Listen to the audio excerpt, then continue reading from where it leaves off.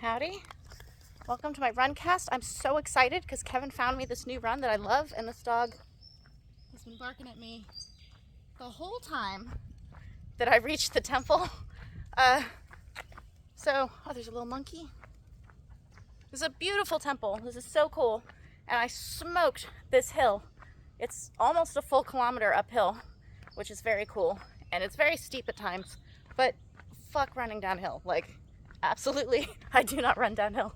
I feel like a baby deer that's about to fall over at all times, and I don't like it. So you guys get a run cast while I'm walking down the hill, which unfortunately is quite long because, as I just said, it's almost a full kilometer up, so it's going to be almost a full kilometer down. But it reminds me of the waterfall run that I used to do in Chiang Mai when I was at Lana, and then for many years when I was still going up to fight in Chiang Mai.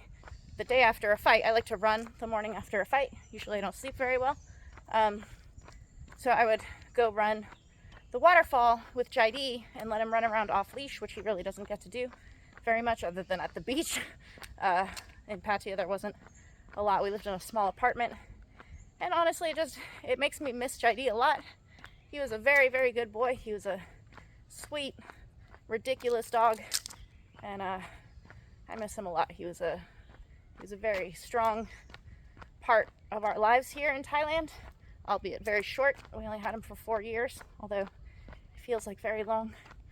My rabbit, Somchai, Bun, George, he's about to turn 4 in, I think, February, which is amazing. That means that he's the age Jid was. Like, I will have had Bun for as long as we had Jid, which is just absolutely bonkers. So I fought on Saturday. Today's Tuesday. And it was a boxing fight. This is my first ever official boxing fight. I'd had 2 boxing rules fights prior to that, but they were, one was at Leeson's gym in New York, and then one was here in Pattaya at the bar. And it ended a draw. It's one of those, it's not a show fight, it's real, but it ends in there's like no decision, because it's just for experience. Like, a lot of the kids will fight at the bar for experience before they're big enough or good enough to go fight in A, the stadia, but B, like even out in the provinces and temporary rings and stuff like that. So that's kind of how I see those 2 fights prior. I do have boxing fights, but this one was the first official one. And I'm happy with it, honestly, because I feel like the problems that I was having in that fight are problems that I have in my Muay Thai.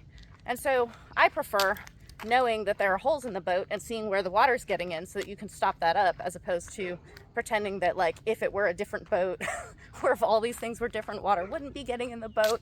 Or when people tell you you actually won and that was a robbery and you're like, someone's putting water in my boat. Like, I would just much rather fix the holes in my boat, because the boat is my whole fucking vessel. It's like where I'm going, it's what I'm doing. So I feel like the issues I was having in that fight are the same issues I have in Muay Thai, and so those are the same things I've been working on. But what's really nice about it being boxing is that I really don't care that much about boxing. Like, I don't have a lot of my identity kind of rolled up into it. I haven't put a decade of work into it. So it's not that I don't care, like, it doesn't matter to me. It just rolls off much easier than it would in a Muay Thai fight.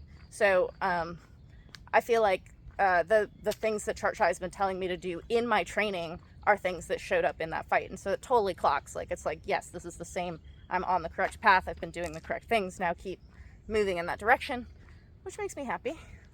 I told him I want another one, so I will fight for his promotion again.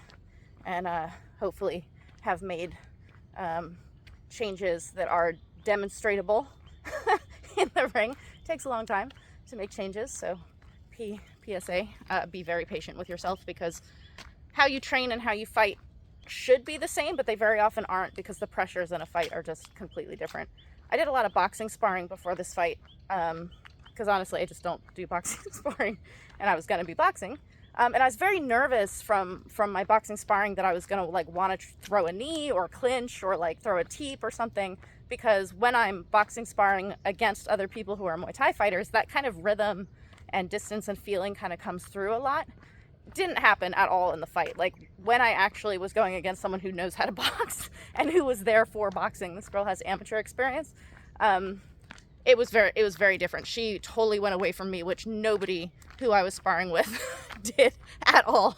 So it was a very, very different feeling between what my sparring was like and what my fight was like. But that's good. That's good to know, and that's good to practice.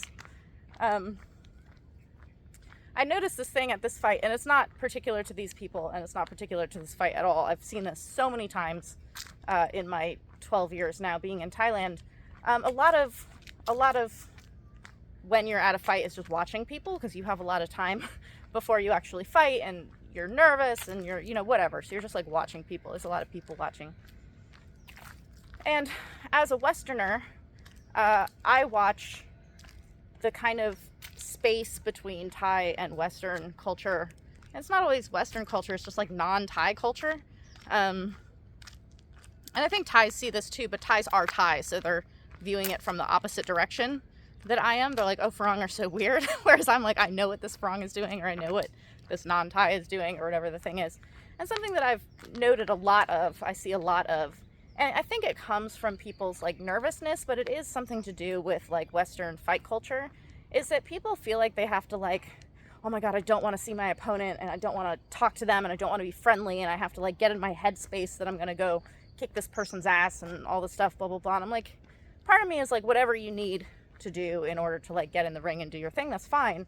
But it feels like you're robbing yourself of something valuable to me, that I have a lot of experience in this by now. And what I find the kind of gems in the experience of fighting are. And when you put on this kind of mantle of, I don't want to look at my opponent, I don't want to know anything about them or experience anything in this space prior to getting into the ring because I need to get in my zone, it's like going and putting your headphones on to hang out with somebody. Like, you just put yourself in this completely isolated pod that you don't actually get to experience very much, because what you're experiencing is your own nervousness, which you can do at home, honestly. you don't need to go fight in order to do that. It's definitely amped up when you fight, and it's hard to get that nervous as you do with fights in other situations. But I'm not saying you have to like go hug your opponent or hang out with your opponent or anything like that. I'm just saying, like, feel the actual space that you're in, like understand the environment you're in, and like actually experience the full thing around you, and maybe let go of the part of you that thinks that you have to like block everyone and everything out and hate your opponent or want to hurt your opponent or whatever the thing is. Because even if that is what you currently use in order to get into your space, and, you know, use the tools you have until you have other tools, maybe work on getting other tools, just because it's not like, it's not a nice experience. It's not lovely for other people either, but it's not nice for you. Like, I remember earlier in my career having fights where I was completely freaked out that I could see my opponent before my fight. My third fight in Thailand, my opponent was getting ready like right next to me, and I completely freaked out. Like, I thought this was like the craziest thing. It was another Westerner that I was fighting, and everyone gets ready in one spot. Like, there's one spot to do this, and so that's what happened. It's not like it was anything special, but like almost all my fights now, I see my opponent warming up. I like spot her when you come in. You're like, that one looks like she's probably the one fighting me, or she's the only other girl, so that's definitely the one fighting me, and that kind of thing. And I don't go like hang out or talk to my opponents before the fight. Sometimes you get sized up, sometimes you lie to them, sometimes you go say hi to their trainers and stuff like that. After the fight, I almost always go say hi to my opponents, take a photo, get their real name if there was like some kind of last minute switch, which happened in this one. It's like, I don't know, just don't take the like spikes off a little bit, just to have, deeper experiences. Look at how fucking beautiful this is behind me. This is so pretty. Kevin gets so many points. I give Kevin points when he does, like, when he finds awesome things or does awesome things. I take them away when he's bad, so he never has any points. He always has negative points. But I'm giving him points for finding this. I love this. I really, really love this run. So he currently has some points that will surely be taken away soon. But points to Kevin. This is really beautiful. Thanks for listening to my blah blah. I gotta go run again.